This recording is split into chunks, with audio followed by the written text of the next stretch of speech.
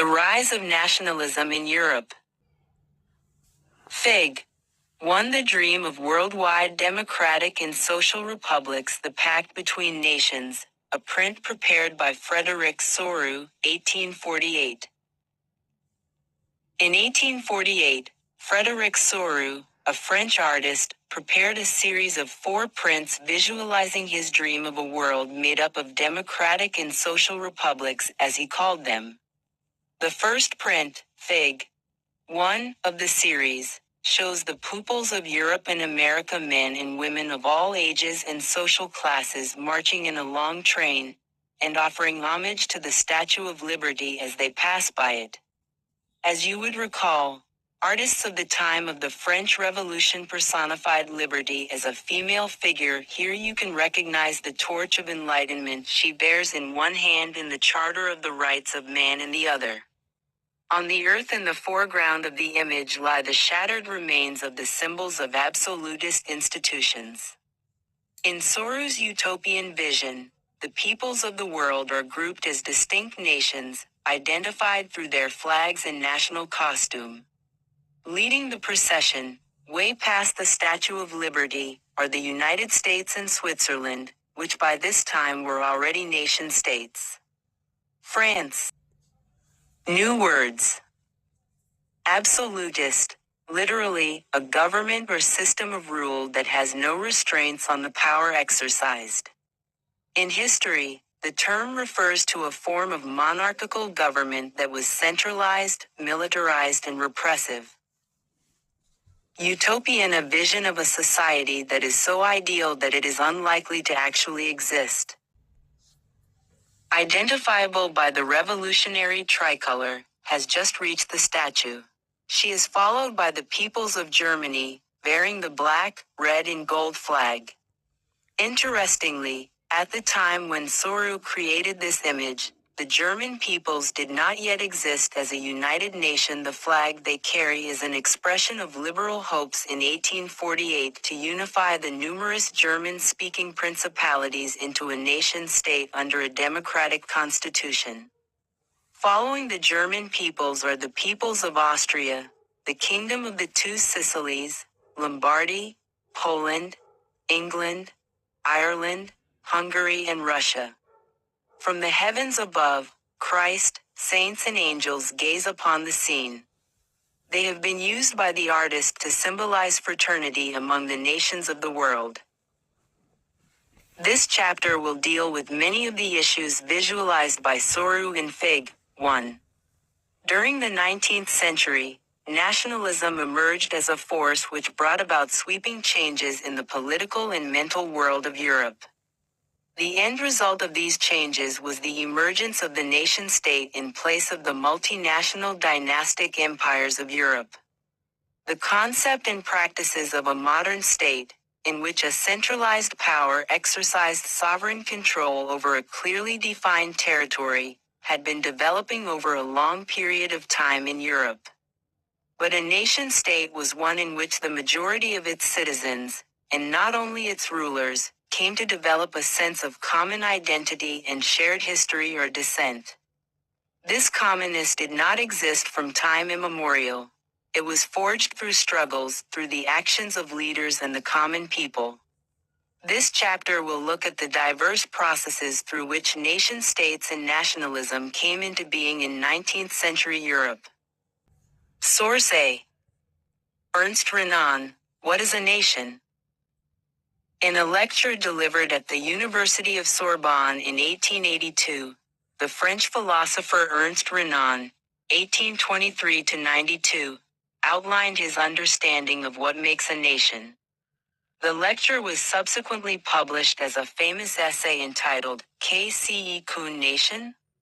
What is a nation? In this essay, Renan criticizes the notion suggested by others that a nation is formed by a common language, race, religion, or territory. A nation is the culmination of a long past of endeavors, sacrifice, and devotion. A heroic past, great men, glory, that is the social capital upon which one bases a national idea. To have common glories in the past, to have a common will in the present, to have performed great deeds together, to wish to perform still more. These are the essential conditions of being a people. A nation is therefore a large-scale solidarity. Its existence is a daily plebiscite. A province is its inhabitants. If anyone has the right to be consulted, it is the inhabitant. A nation never has any real interest in annexing or holding on to a country against its will. The existence of nations is a good thing, a necessity even. Their existence is a guarantee of liberty, which would be lost if the world had only one law and only one master. New words. Plebiscite, a direct vote by which all the people of a region are asked to accept or reject a proposal. The French Revolution and the idea of the nation. The first clear expression of nationalism came with the French Revolution in 1789. France, as you would remember, was a full-fledged territorial state in 1789 under the rule of an absolute monarch. The political and constitutional changes that came in the wake of the French Revolution led to the transfer of sovereignty from the monarchy to a body of French citizens.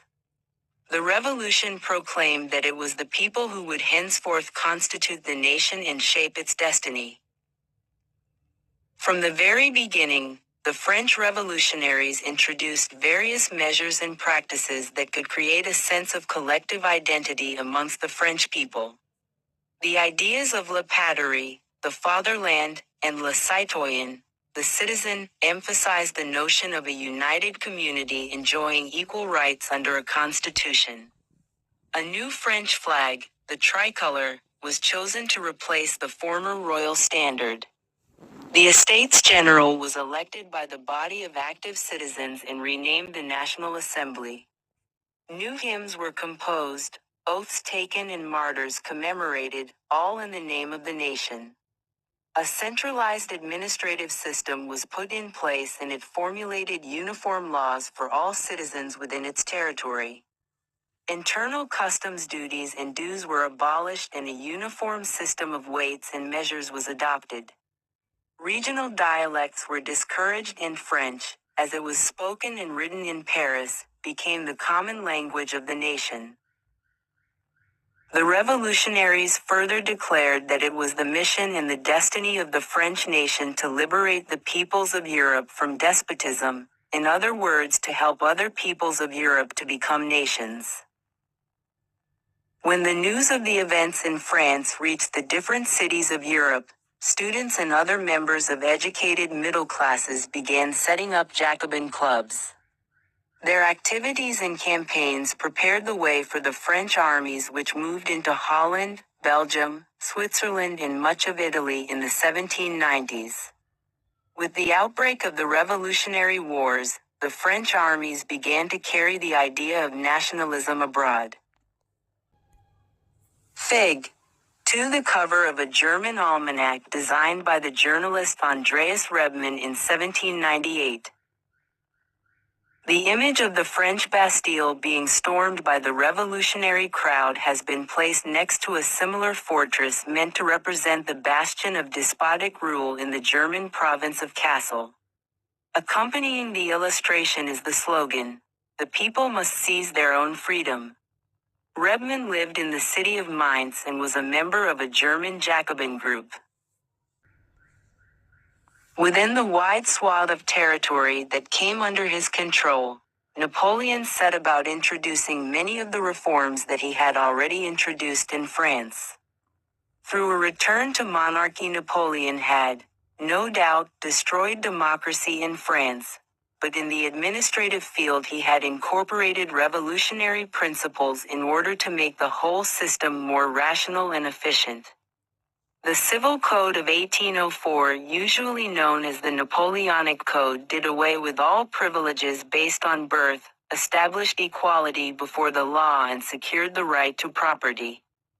This code was exported to the regions under French control. In the Dutch Republic, in Switzerland, in Italy and Germany, Napoleon simplified administrative divisions, abolished the feudal system and freed peasants from serfdom and manorial dues.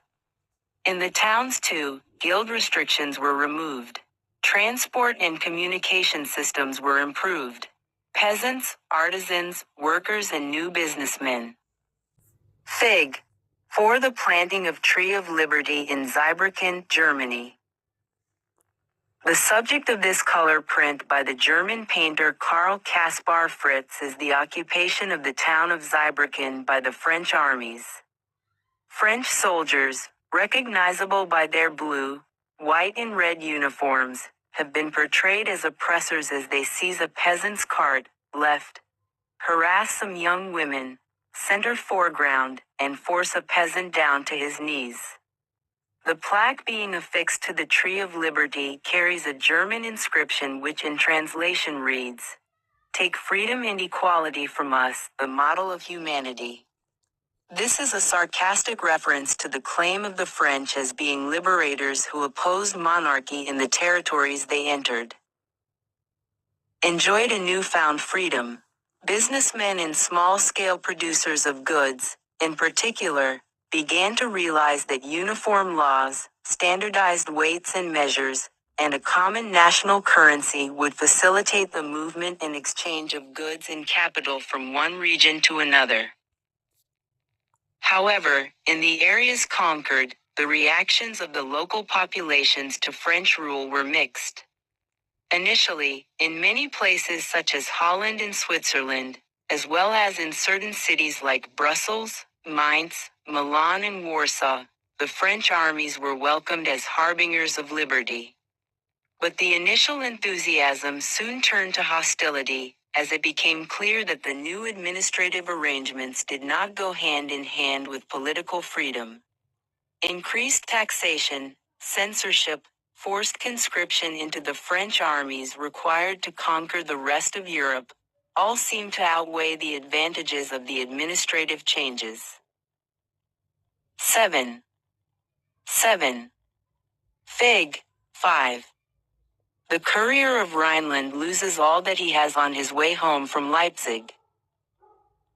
Napoleon here is represented as a postman on his way back to France after he lost the Battle of Leipzig in 1813. Each letter dropping out of his bag bears the names of the territories he lost.